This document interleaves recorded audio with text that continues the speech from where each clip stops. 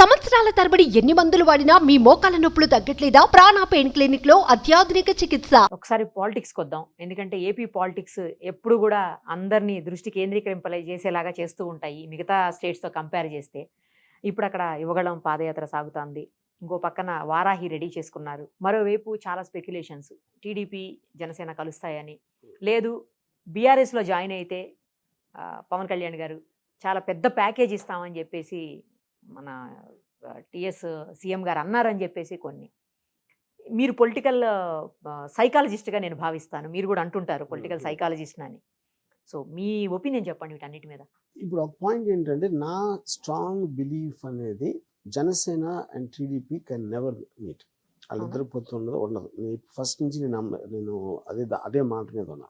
దానికి కారణం is not about ఇప్పుడు మనుషులు ఏం చేస్తారంటే, వాళ్ళ కన్వీనియన్స్తో వాళ్ళు ఆలోచించిన అందరూ ఆలోచిస్తారు అనుకుంటారు. కానీ మీరున్న సిచ్యువేషన్ బట్టి ఆలోచిస్తారు మనిషి. ఇప్పుడు సినిమాలు హిట్ అవ్వాలని అందరు సినిమాలు తీసుకోవడం అనుకుంటారు, అవ్వవు కదా అయ్యి.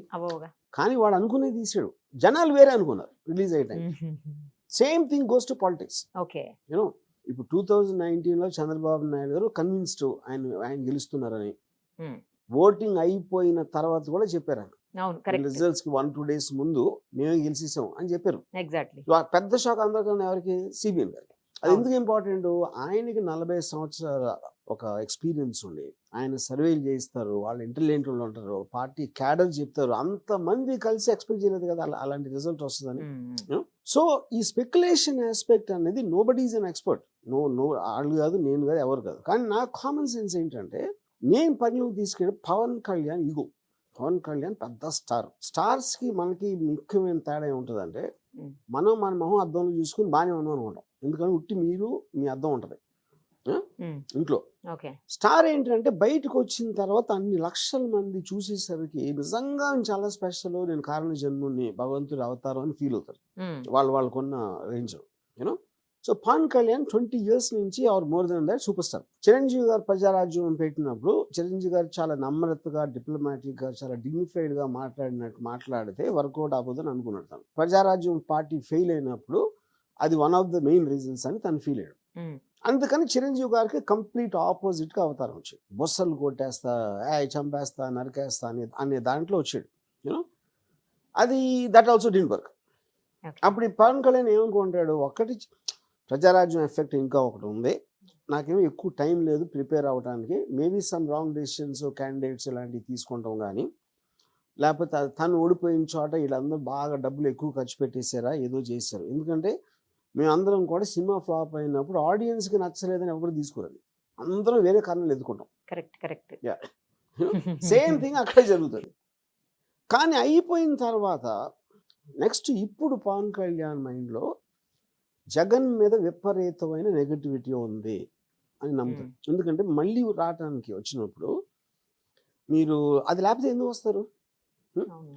అందుకని మాటికి జగన్ ఇచ్చేయలేదు, వచ్చేయలేదు, అలా అన్నాడు, ఇలా అన్నాడు అనే దాంట్లో అగ్రెసివ్గా మీరు 2019 ఎలక్షన్ కన్నా ఒక 5 to 10 times పెంచాడు తన aggressiveness. Because that is what he thinks is working.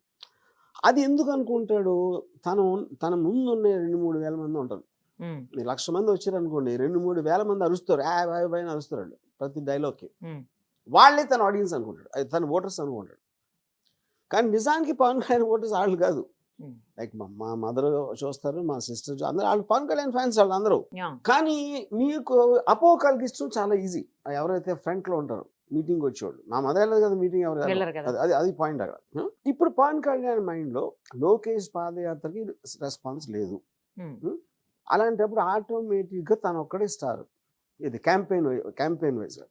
ఇప్పుడు 2019లో చంద్రబాబు నాయుడు గారు లోకేష్ పోటీ చేశారు, ఓడిపోయారు ఘోరంగా. మళ్ళీ 4-5 ఏళ్ళు మారిపోదు కదా అది కంప్లీట్ గా. అప్పుడు ఏదో కొత్త స్టార్ కావాలి, కాంబినేషన్ లో మల్టీ స్టారర్ కావాలి.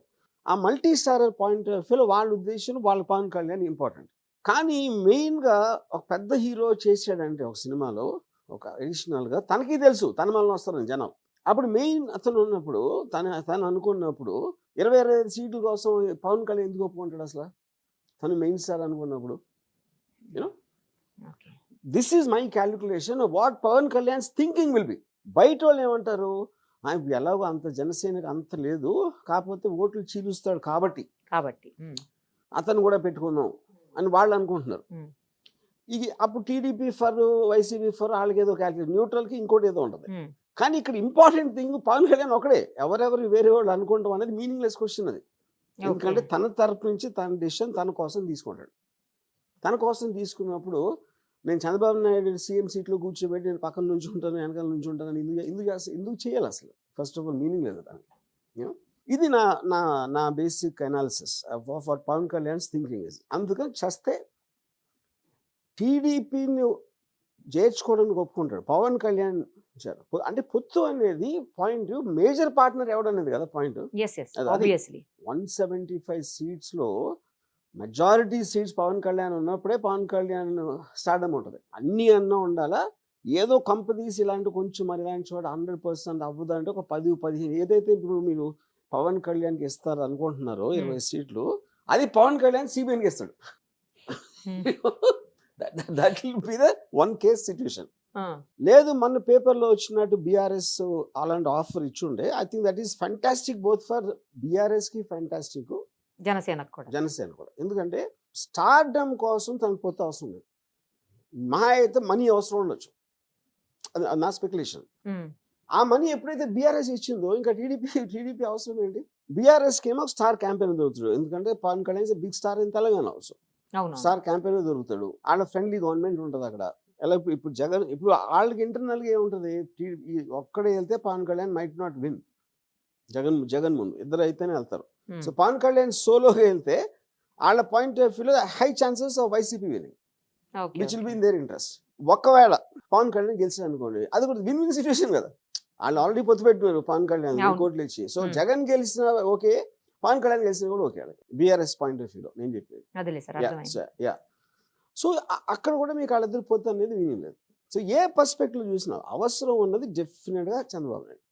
కానీ చంద్రబాబు నాయుడు ప్రాబ్లం ఏంటంటే ఇద్దరు హీరోల్ని ఎవరికి ఎక్కువ పేరు వస్తుంది. ఇప్పుడు లోకేష్ ఒక సైడ్ ఉన్నాడు కొడుకు, లోకేష్ని ఓవర్టేక్ చేసేస్తే ఫైనల్ గా టీడీపీ క్రెడిట్ రావాలి గెలిస్తే.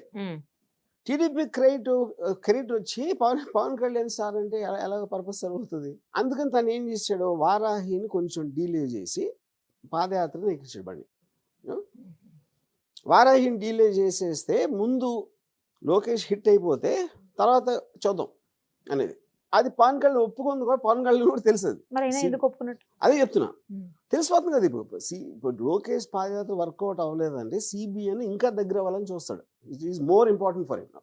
ఓకే, అప్పుడు మీరు ఈ సీట్లు పంపకం దగ్గర కూర్చుంటే ఏ విధంగా ఏమడుగుతాడు స్టార్ ఇతను అయినప్పుడు.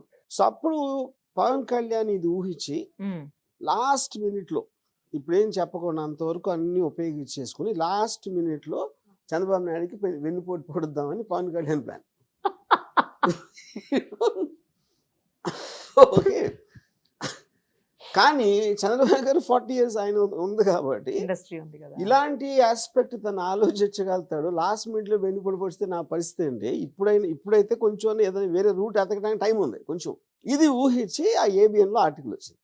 ఎప్పుడైతే మీరు నన్ను వెన్నుపోటు పడబోతున్నారో నాకు తెలిసింది అనుకోండి, నాకు అనుమానం ఉందనుకోండి, నేను ఏం చేస్తాను, ఆమె ప్లాన్ చేస్తున్నారు కదా నాకు తెలిసిందే అని చెప్తా.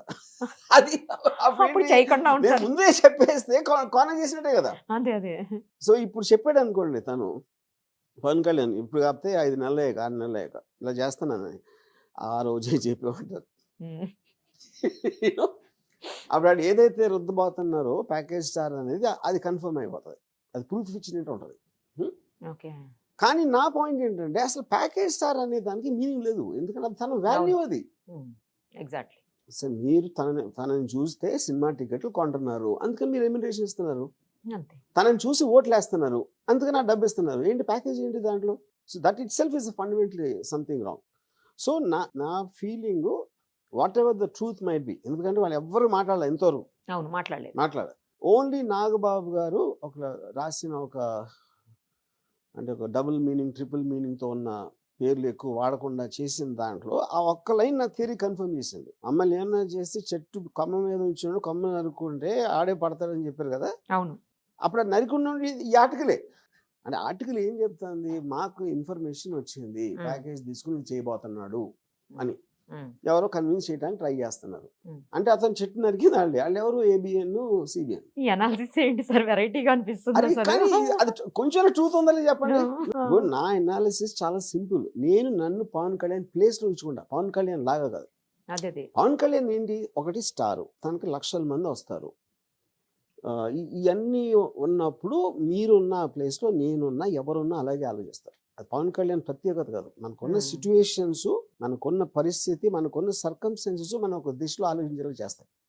సిబిఎన్ కి అదే ఉంటది, లోకేష్ కి ఉంటది, అందరికీ అదే ఉంటది. ఆ పొజిషన్ పాయింట్ అది. It is nothing to the person. ఈ ఎస్టిమేషన్ ప్రకారం నెక్స్ట్ ఎలక్షన్స్ లో ఎవరు వస్తారనేది నాకు అసలు తెలియదు. ఎందుకంటే నేను ఒక పర్టికులర్ ఇండివిజువల్ గురించి నేను ఆలోచించగలుగుతాను, కానీ మాస్ జనం ఏం ఆలోచిస్తారో నాకు తెలియదు. ఎందుకు నాకు తెలియదు అంటే, ఫస్ట్ ఆఫ్ ఆల్ నాకు ఒక మాస్ని, ఒక ఆడియన్స్ని కానీ, ఒక మాసెస్ని కానీ గేజ్ చేయటం అనేది అసలు ఇంపాసిబుల్ థింగ్ అది. ఎందుకంటే వాళ్ళందరూ డిఫరెంట్ ఇండివిజువల్స్. వాళ్ళు ఇచ్చే పథకాలు కానీ, పాలన ఎలా ఉంది కానీ నాకు తెలియదు అసలు. నాకు చంద్రబాబు నాయుడు పాలన తెలియదు, వైసీపీ పాలన కూడా నాకు తెలియదు. నాకు పర్సనల్గా జగన్ అంటే ఇష్టం. ఇండివిజువల్ పర్సన్ ఇష్టమైన పాలిటిషియన్. వైసీపీ తెలియదు, జగన్ గారు మాత్రం ఇష్టం.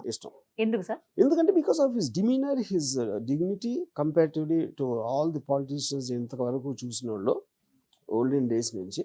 I feel he's the best. Olden days నుంచి కూడా right from NT Ramarao time. నేను ఫాలో అయింది మేబీ అప్పటి నుంచి. ఎన్టీ రామారావు గారి కన్నా, రాజశేఖర్ రెడ్డి గారి కన్నా అందరికన్నా సంథింగ్ డిఫరెంట్ గా ఉంది సార్ ఇది. డిఫరెంట్ నా ఒపీనియన్. అదే ఏ ఆస్పెక్ట్స్ లో అన్నారు ఆయన? I think his dignity, the way dresses, the calmness, cool గా మాట్లాడటం కానీ, ఒక జెన్యూన్, ఒక ఎంపతి కానీ, ఒక కంపాషన్ కానీ జగన్మోహన్ లో కనిపించినట్టు నాకు అంతకుముందు ఎవరి మొహంలో కనిపించారు. యు లవ్ హిమ్, అంతేనా? ఈసారి క్యాంపెయిన్ ఏమన్నా చేస్తారా ఆయన తరపున? క్యాంపెయిన్ అంటే నేను చెప్తున్నా, నాకు పాలిటిక్స్ తెలీదు. I have no idea. ఒకరికి ఓటేయమని చెప్పడానికి ఎందుకు వేయాలి, వాళ్ళు ఎందుకు వేస్తున్నా, ఆ ఇన్ఫర్మేషన్ నా దగ్గర లేనప్పుడు మీనింగ్ లేదు సార్. ఎందుకంటే నేను ఎప్పుడు లైఫ్ లో ఎవరికి అడ్వైస్ ఇవ్వను. నేను ఎవరి అడ్వైస్ తీసుకోను. ఎవరు అడ్వైస్ తీసుకోను, ఎవరికి ఇవ్వను. ఓట్ కూడా చేయరా అసలు ఎలక్షన్? లైఫ్ లో ఓట్ చేయను ఇప్పుడు వరకు. మరి ఓట్ చేయనప్పుడు రాజకీయాల గురించి అనాలిసిస్ చేస్తూ పాలిటిక్స్ గురించి మాట్లాడే రైట్ ఉంటుందా? నేను రైట్ అడగలా, నేను డిమాండ్ కూడా చేయట్లేదు. I am just giving a common man's analysis. ఎందుకు వేయరు మీరు ఓటు? నాకు ఏ గవర్నమెంట్ అన్నా ఒకటే అన్న ఫీలింగ్, ఏది నాకు ఆపాదించుకున్నప్పుడు. నేను నా పని చేసుకుంటాను, నా సినిమాలు తీసుకుంటాను, అదేదో చేసుకుంటాను. దాంట్లో నాకు గవర్నమెంట్లో ఎవరున్నా సరే నాకు ఏం ఫరక పడదు.